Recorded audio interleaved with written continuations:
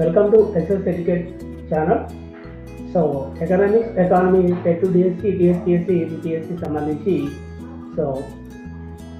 మనకు గతంలో వచ్చిన కొన్ని ప్రీవియస్ ప్రశ్నలు ఇంగ్లీష్ మీడియంలో ఏ విధంగా ఉన్నాయని చెప్పి తీసుకోవడం జరిగింది. సో ఇంగ్లీష్ మీడియంలో ఉన్నటువంటి క్వశ్చన్స్ మనం ఎక్స్ప్లెయిన్ చేసుకుందాం. సో చివరి వరకు చూడండి, చివరిలో మీకు ఆన్సర్స్ కూడా ఇవ్వడం జరిగింది. సో మీ senior economy faculty doctor Ramulu Sudhavoni. So thank you. So SS educate ఛానల్కి సో సుస్వాగతం, welcome. And courtesy by Venkat sir online classes. So మన సహచార మిత్రులు వెంకట్ సార్ కూడా మనకి సపోర్ట్ చేస్తూ మీకు యాప్లో కావాల్సినటువంటి టెట్ డిఎస్సి సంబంధించినటువంటి అనేకమైనటువంటి కోర్సు నిర్వహించబడుతుంది. సో అది కూడా మనకి ఎంతో ఉపయుక్తంగా ఉంటుందని చెప్పి తెలుసుకోవడం జరిగింది. కాబట్టి సో మరొకసారి మనం ఆన్లైన్లోకి వెళ్తే క్వశ్చన్ నెంబర్ 1 ఆన్లైన్లోకి వెళ్తే ఏ విధంగా ఉందని చెప్పి గమనిస్తే, సో గమనించండి. So question number 1,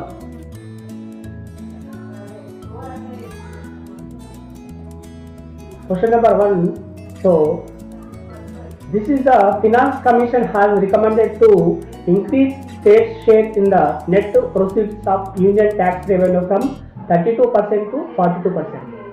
So asking for the question, so which Finance Commission so enhanced for the tax basket, so states tax revenue from 32% to 42%. So 15th Finance Commission is the first option, 14th Finance Commission is the second option, 13th Finance Commission is the third option, 4th option is the 12th Finance Commission. The which Finance Commission enhanced for the tax revenue for the states 32% to 42%. Share of the states tax revenue, so 32% to 42%. And next question is the second one question. So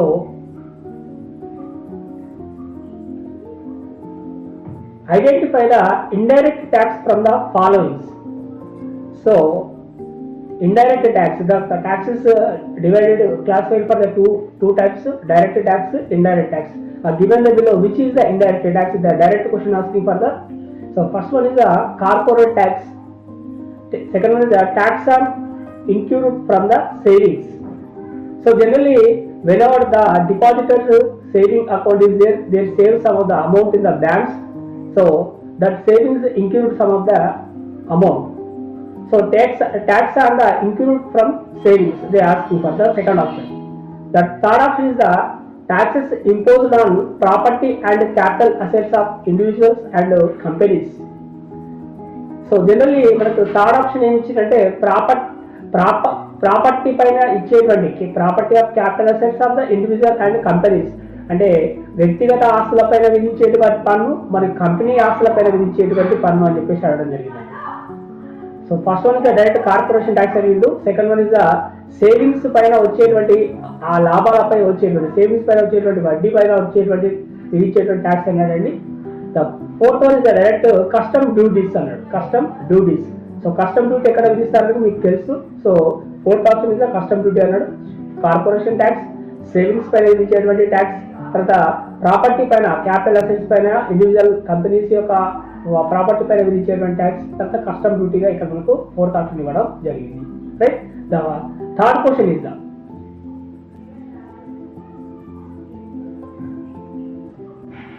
so third question is the identify the intermediate goods among the following. They are very important. So we already know the national income concept we discussed for the intermediate goods. Because of the intermediate goods not counted in, not measurement in national income accounts. అంటే మనకి ఏమంటుంటూ మధ్యంతర వస్తువులు ఏమిటి కింది వాటితో అడుగుతున్నాం. అవి మనం జాతీయ ఆదాయంలో చెప్పినప్పుడు జాతీయ ఆదాయంలో వాటిని మనం లెక్కలోకి తీసుకోమంటారు ఇక్కడ, ఎందుకంటే అక్కడ మనం చెప్పుకున్నాం. So first is the cement, bricks and steel to be used in the construction work. అంటే కన్స్ట్రక్షన్ వర్క్ చేసేటప్పుడు మనం తీసుకున్నటువంటి సిమెంట్, బ్రిక్స్ కావచ్చు, స్టీల్ లాంటివి చెప్పడం జరిగింది. Second one is the detergent soap used for the washing clothes at home.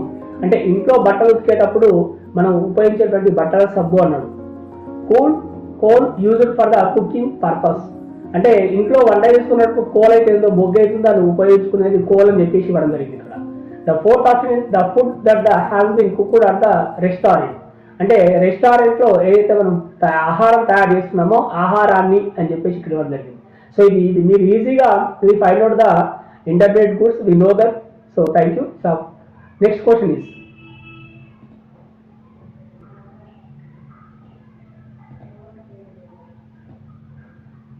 very important.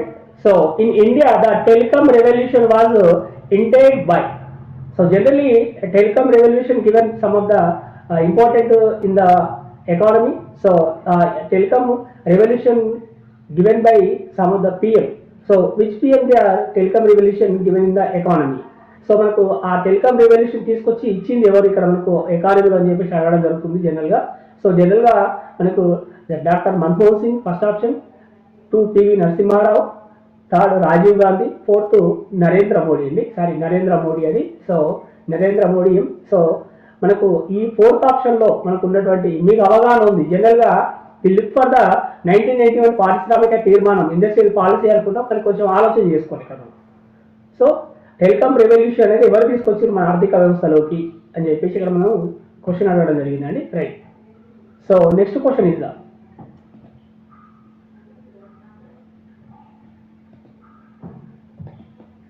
right. So once among the following was not the impact of the economic depression 1929-1939. So very important question. So direct asking for the depression period not impacted. That is the question. అంటే మనకు ఆర్థిక మాన్య కాలంలో ప్రభావం చూపని అంశం ఏమిటి అంటే ఇక్కడ ప్రభావం చూపే దానిలో తప్పు అంశం ఏంటంటున్నారు, not the impact of the economic depression. So కిందిచ్చిన వాటిలో మనకు ఆ ప్రభావానికి సంబంధించి తప్పుడు అంశాన్ని గుర్తించండి అంటున్నాడు direct. The factories were closed or the demand was low. అంటే ఎప్పుడైతే డిమాండ్ లో ఉందో అప్పుడు ఫ్యాక్టరీస్ మొత్తం కూడా ఉత్పత్తి తగ్గించడం క్లోజ్ అని చెప్పేసి ఇక్కడ ఇవ్వడం జరుగుతుంది. The prices increased on the goods where manufacturing a limited quantity. అంటే తక్కువ మొత్తంలో ఉత్పత్తి చేసే వస్తువులు అయితే ఉన్నాయో వాటి ధరలు మాత్రం పెరిగినాయి అని చెప్పేసి ఇస్తుంది. Right. There was no impact of the economic depression 1929 on United States of America as it was a well developed country. అంటే 1929లో గ్రేట్ డిప్రెషన్ వచ్చినప్పుడు యునైటెడ్ స్టేట్స్ ఆఫ్ అమెరికా యుఎస్ఏలో ఎలాంటి ప్రభావం చూపలేదు. ఎందుకోసం అంటే అది ఆల్రెడీ డెవలప్డ్ కంట్రీ అని చెప్పేసి ఇక్కడ మనకు జవాబు ఇవ్వడం జరుగుతుంది, ఆప్షన్ ఇవ్వడం జరుగుతుంది. సో నెక్స్ట్ జవాబు. సో ఆప్షన్ చూసినట్టయితే the real income of the ordinary people as well as the government across the world declined. అంటే సో మనకి ఇక్కడ 4th ఆప్షన్ ఇచ్చినట్టే వరల్డ్ వైడ్ గా చూస్తే వాళ్ళ యొక్క ప్రజల యొక్క కామన్ పీపుల్ యొక్క ఆర్డినరీ పీపుల్ యొక్క నిజ తలసరి ఆదాయం తగ్గింది అని చెప్పేసి ఇవ్వడం జరిగింది. అంటే ఆర్థిక మాంద్య ప్రభావం అనేది కింది వాటిలో ఏది తప్పుగా ఉందని చెప్పేసి క్వశ్చన్ అడగడం జరిగింది ఇక్కడ. రైట్. సో ఒకసారి చూసుకోండి, క్వశ్చన్ చాలా very important. So why because the answers is the similarly options is there, that's why we are saying that. So once again clearly analyze and understanding this question, right. So ఒకసారి క్లియర్గా అర్థం చేసుకోండి, అవగాహన చేసుకోండి, విశ్లేషణ చేసుకోండి. మనకు గ్రేట్ డిప్రెషన్ పీరియడ్ వచ్చినప్పుడు ఏం జరిగిందంటే మనం లెసన్లో చెప్పుకున్నాం ఆల్రెడీ. రైట్. సో నెక్స్ట్ మనం క్వశ్చన్ చూసినట్టయితే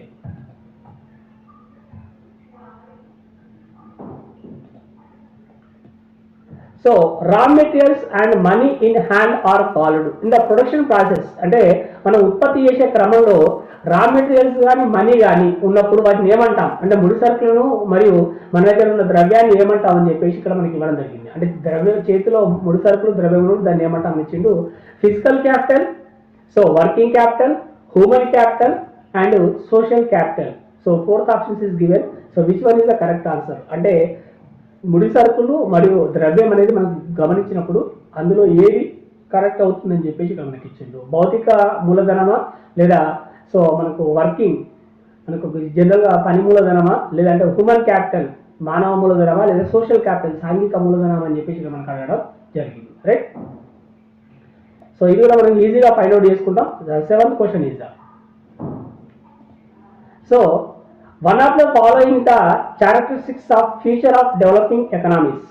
అంటే మనకి ఇక్కడ ఏమడుతుందో డెవలపింగ్ ఎకనామిక్స్ యొక్క క్యారెక్టరిస్టిక్స్ మీన్ మనకు సో అభివృద్ధి చెందుతున్న దేశాల యొక్క లక్షణం ఏమిటి అని అడుగుతున్నాడు ఇక మనకు. లక్షణాన్ని కనిపెట్టండి అని చెప్పేసి అడుగుతుంది కదా.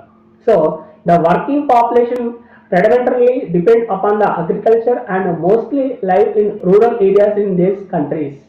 అంటే మనకు అభివృద్ధి చెందుతున్న దేశాల్లో ఎక్కువ మట్టుకు దేనిపైన డిపెండ్ అయి ఉంటారు అంటే అగ్రికల్చర్ సెక్టార్లో డిపెండ్ అయి ఉంటారు, వాళ్ళు అక్కడ ఉపాధి పొందుతున్నారు అని చెప్పేసి ఇక్కడ ఇచ్చింది. Second option higher per capital gross national is observed in the these countries. అంటే ఆ దేశాల్లో అభివృద్ధి చెందుతున్న దేశాల్లో ఎక్కువ పర్ క్యాపిటల్ ఇన్కమ్ తలసరి ఆదాయం, గ్రాస్ నేషనల్ ఇన్కమ్ తలసరి ఆదాయం ఉంటుంది. సో అంటే మనకు నిజ తలసరి స్థూల ఆదాయం ఉంటుందని చెప్పేసి ఇక్కడ ఇవ్వడం జరిగింది. Third one people use the modern techniques and skills in day to day. అంటే సో ఆ దేశంలోని ప్రజలు సో డే బై డే ఏం చేస్తున్నారంటే సో అత్యాధునికమైనటువంటి సాంకేతిక పరిజ్ఞానాన్ని ఉపయోగిస్తున్నారని చెప్పేసి ఇచ్చింది కదా. Fourth one is the gross capital formation will be more in these countries. అంటే స్థూల మూలధనం అనేది చాలా ఎక్కువగా మనకు గ్రోత్ అవుతుంది, ఫార్మేషన్ అవుతుంది, సంచయనం జరుగుతుంది అని చెప్పేసి ఇక్కడ ఇచ్చింది. అంటే కూడబెడతారు, ఎక్కువ మూలధనం ఉంటుంది అని చెప్పేసి కోవలో మనకు ఆప్షన్ ఇవ్వడం జరిగిందండి. So which one is the correct option మీకు తెలుసు. ఇది కొంచెం మనకు చాలా సులభమైనటువంటి ఈజీ క్వశ్చన్ గానే చెప్పుకోవచ్చు. సో మనం దాన్ని గుర్తుపడతాం అంటే ముఖ్యంగా డెవలపింగ్ కంట్రీస్ యొక్క లక్షణాలను మనం గుర్తుపెట్టుకుంటే మనం ఈజీగా గుర్తుపట్టడానికి అవకాశం ఉంటుంది. రైట్, నెక్స్ట్ మనం గమనించినట్టయితే 8th క్వశ్చన్. సో 8లో మనకు ఏమంటుండు, so one of the following is not the remedial measures of soil erosion. అంటే ఇందులో మనకు ఏమంటుందంటే భూమికి సంబంధించి నేల కోతకు సంబంధించి కింది వాటిలో రిమెడియల్ మెజర్స్ అంటే తీసుకునే చర్యలో ఏది కాదు అని చెప్పేసి అడుగుతున్నాడు. ఏది కాదు భూమి కోతకు సంబంధించి నేల కోతకు సంబంధించి చర్యలో ఏది కాదు కింది వాటిలో అని చెప్పేసి డైరెక్ట్ అడగడం జరుగుతుంది. So over grazing of animals and following shifting cultivation. Over grazing of animals and following shifting cultivation. So second one is the construction of the contour bunding. Third one is the following mixed cropping and following crop rotation. And fourth one is the educating the farmers about the consequency of soil erosion. So జనరల్గా మనకి ఏమంటుంటే first option ఏమంటుందంటే so అత్యధికంగా మనం shifting cultivation చేయడం, ఒక ప్రాంతం నుంచి ఒక ప్రాంతాన్ని అడవులు నరికివేయడం నుంచి కటింగ్ చేసుకుంటూ షిఫ్టింగ్ కల్టివేషన్ చేయడం అని చెప్పుకోవడం జరుగుతుంది. తర్వాత సో మన కౌంటర్ బౌండింగ్ అంటే జనరల్గా మనకు ఆనకట్టలు కట్టడం లాంటివి, చెక్ డ్యామ్ లాగా కట్టడం లాంటివి అని చెప్పుకోవచ్చు. సో క్రాపింగ్ లో మనకి ఏమంటుందంటే క్రాప్ రొటేషన్ చేయాలి, మిక్స్డ్ క్రాప్ చేయాలి, అంతర పంటలు చేయాలి, మరియు క్రాప్ కూడా రొటేషన్ చేసుకుంటూ పోవాలి అని చెప్పేసి అంటుండు. సో అందరికీ కూడా ఎవరైతే మనకు జనరల్ గా ఫార్మర్స్ ఉన్నారో ఫార్మర్స్ కు నీళ్ల కోతకు సంబంధించినటువంటి అవగాహన వాళ్ళకి కల్పించాలనేది 4th ఆప్షన్. కాబట్టి not the remedial measures of soil erosion అన్నాడు. కాబట్టి మనకు నేల కోత భూమి కోతకు సంబంధించి సో ఆ తీసుకున్న చర్యల్లో కానిదేవి అని చెప్పేసి ఇక్కడ ఇవ్వడం జరిగింది. సో ఆ క్వశ్చన్ మనం ఆడ గుర్తుపెట్టుకోవాలి. రైట్, నెక్స్ట్ మనం సో 9th క్వశ్చన్ చూసినట్టయితే from the among the following identify the primary sector activity. అంటే సో కింది ఇచ్చిన వాటిలో మనకు ప్రాథమిక రంగం యొక్క యాక్టివిటీ పని ఏమిటి లేదా ప్రాథమిక రంగానికి సంబంధించింది ఏమిటి అని ఇక్కడ అడగడం జరుగుతుంది. Processing and construction of industries. So మనకు అంటే పారిశ్రామిక సంబంధిత నిర్మాణాలు చేపట్టడమా, ఆటోమొబైల్ ప్రొడక్షన్ ఆటోమొబైల్ సంబంధిత ఉత్పత్తులు చేయడమా, తర్వాత obtaining minerals from earth crust అంటే భూమిలోకి సంబంధించి ఖనిజాలను సో గుర్తించడం వెలికి తీయడమా, లేదా workers and craftsmens working in factory అంటే కంపెనీలో పనిచేసేటువంటి కార్మికులు చేతి వృత్తుల వారా. ఇక్కడ ఏది 4th ఆప్షన్, 4 ఆప్షన్స్ లో మనకు which one is the correct answer అనేది మనం ఫైండ్ అవుట్ చేయాలి. అంటే ఇది కూడా కొంచెం డిఫికల్ట్ క్వశ్చన్ మనకు. సో ప్రైమరీ సెక్టార్ యొక్క యాక్టివిటీ, మనకు ప్రాథమిక రంగం యొక్క పని ఏమిటి కింది వాటిలో అని చెప్పేసి మనకు డైరెక్ట్ క్వశ్చన్ అడగడం జరిగింది. మన అందరూ కూడా తెలుసు, కొంచెం ఇది కూడా మనం అర్థం చేసుకుంటే ఈజీగా ఆన్సర్ పెట్టుకోవడానికి అవకాశం అనేది ఉంటుంది. Next one is the so what did the SDG replace when it was adopted by the United Nations General Assembly? అంటే యుఎన్ జనరల్ అసెంబ్లీ అనేది సో ఎస్డిజిని దేని ప్లేస్ లో తీసుకొచ్చింది,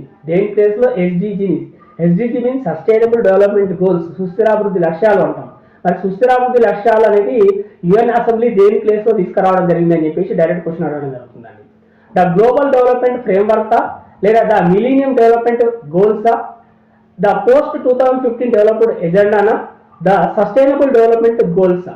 అంటే ఈ ఫోర్త్ ఆప్షన్లో దేనికి బదులుగా ఎస్డిజి అనేది తీసుకురావడం జరిగింది అనేది ఇక్కడ మనకు రీప్లేస్మెంట్ అడగడం జరుగుతుంది ఇక్కడ మనకు. సో జనరల్లీ మనకు సస్టైనబుల్ డెవలప్మెంట్ గోల్స్ అనేది దేని ప్లేస్లో తీసుకురావడం జరిగింది డైరెక్ట్ క్వశ్చన్ అడిగిందో మీ అందరికీ తెలుసు ఇక్కడ మనకు, రైట్. ఇది మనకు ఉర్దూ మీడియంకి సంబంధించినటువంటి క్వశ్చన్ పేపర్ అండి. ఉర్దూ మీడియంలో అడిగినటువంటి క్వశ్చన్స్ ఇంగ్లీష్లో ఉండేదాన్ని హిందీలో ఉన్నటువంటి క్వశ్చన్ పేపర్. ఎస్ఏ సోషల్లో హిందీలో వాళ్ళకి ఇచ్చినటువంటి క్వశ్చన్ పేపర్లో ఇంగ్లీష్ క్వశ్చన్స్ మనం తీసుకొచ్చి మీ ముందు సో ప్రజెంటేషన్ చేయడం జరిగింది. సో అందరికీ థ్యాంక్ యూ. అండ్ మీకు ముఖ్య విషయం ఏమిటంటే సో దాంతో పాటుగా మీకు ఇక్కడ ప్రతి క్వశ్చన్కి సంబంధించినటువంటి ఆన్సర్ కూడా ఇవ్వడం జరిగింది. So first question answer and second question answer and third question answer, fourth question answer, fifth question answer ఇవ్వడం జరిగింది. దాంతో పాటుగా so sixth question answer, seventh question answer, 8th, 9th, 10th questions answer కూడా ఇవ్వడం జరిగింది. మీరు అంటే ఒక్కసారి క్వశ్చన్కి ఆన్సర్ చేసుకొని తర్వాత చివరిలో మీరు ఈ ఆన్సర్లు కరెక్టా కాదని తెలుసుకొని సో మీకు ఏదైనా డౌట్ఫుల్గా ఉంటే కామెంట్ చేయండి, లేకపోతే నాకు కన్సల్ట్ కండి, మీకు దానికి ఎక్స్ప్లెయిన్ చేస్తాను మీకు ఇంకా, ఓకేనా. So thank you one and all. So మరొకసారి మీ ముందుకు మరికొన్ని వీడియోలతో ముందుకు రావడం జరుగుతుంది. సో అనేకమైనటువంటి ప్రశ్నలకు సంబంధించినటువంటి వాటిని మేము ముందుకు తీసుకొచ్చి ఎక్స్ప్లెయిన్ చేయడం జరుగుతుంది, అనలైజ్ చేయడం జరుగుతుంది, రైట్. నెక్స్ట్ వీడియోలో మనం కొంత అనలైజ్ చేస్తూ అప్పుడే ఆన్సర్ ఇవ్వడం జరుగుతుందండి. ఫస్ట్ అయితే చూడండి, రైట్. వీటిని మళ్ళీ తెలుగులో కూడా మాకు తర్జనా చేసి మీకు త్వరలోనే మీకు అందివ్వడం జరుగుతుంది. Thank you one and all. SSC care తరఫున thank you one and all. So మీ senior economic faculty doctor Ramulu సుడవని కట్టసి by Venkat sir online classes. So మేమందరం కూడా మీ విజయంలో మా పాత్ర వహిస్తూ మీకు అనేకమైన విషయాలను అందిస్తూ మీ ముందుకు వస్తున్నామని చెప్పేసి కోరుకుంటూ మమ్మల్ని ఆదరిస్తారని కోరుకుంటూ షేర్ చేయండి, సబ్స్క్రైబ్ చేయండి, లైక్ చేయండి అండ్ అంతకంటే ముందు మీరు ఎక్కువ కామెంట్ చేయండి, right. Thank you one and all.